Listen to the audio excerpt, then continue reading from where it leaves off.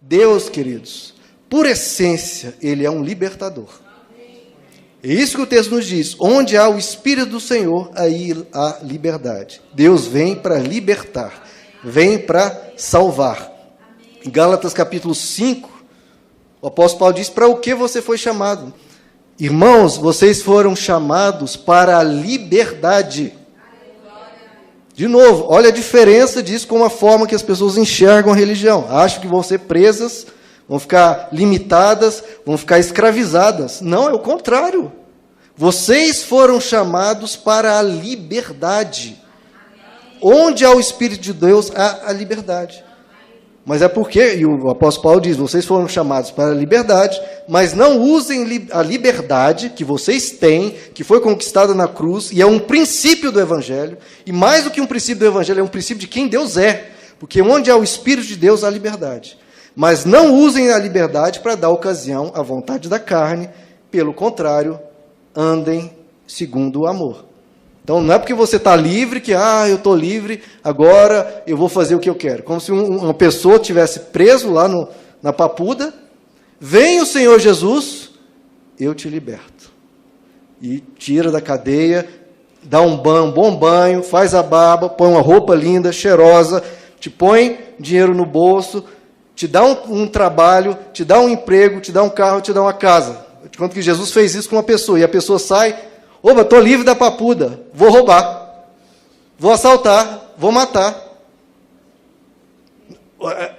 Jesus vem para te libertar, mas não vem para te libertar para de novo cair na burrice de se destruir.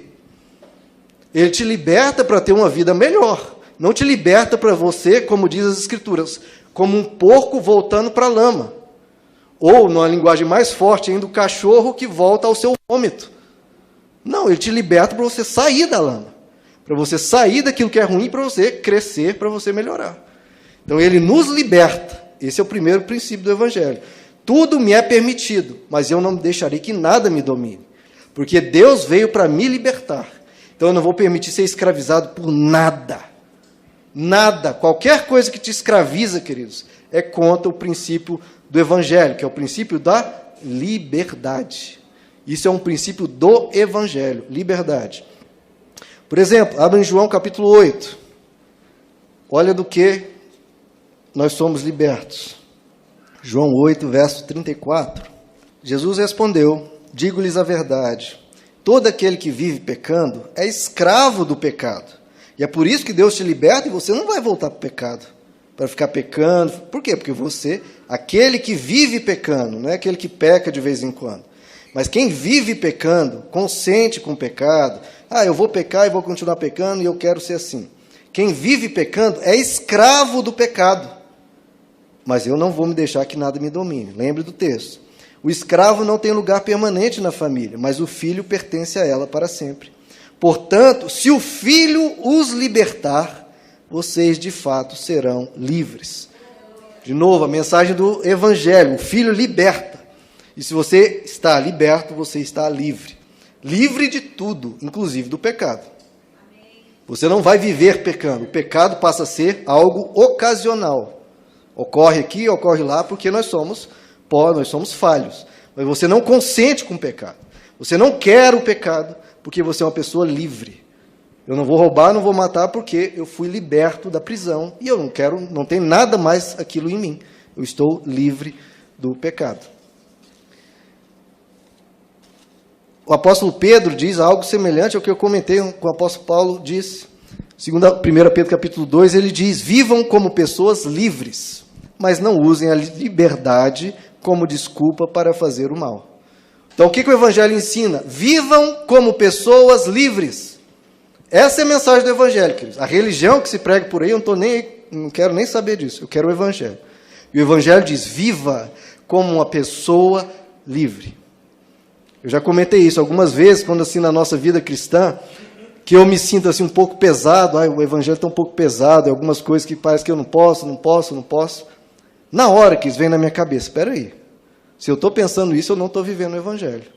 Porque o Evangelho me chamou, nós fomos chamados para a liberdade. Onde há o Espírito de Deus, aí é liberdade. Se o Filho vos libertou, verdadeiramente sois livres. Vivam como pessoas livres.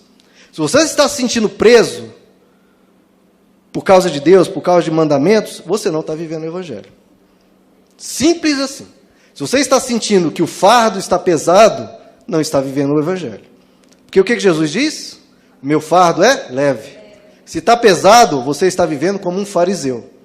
Ou está vivendo como alguma religião aí. Não segundo o Evangelho. Porque você foi chamado para a liberdade. O apóstolo Pedro diz, vivam como pessoas livres. Tudo é permitido. Vivam como pessoas livres, mas não usem a liberdade como desculpa para fazer o mal. Você está livre, liberto. Ele quebrou as correntes, ele quebrou a maldição. Você está livre. E ele nos liberta também da culpa. Veja aí comigo em Colossenses capítulo 2.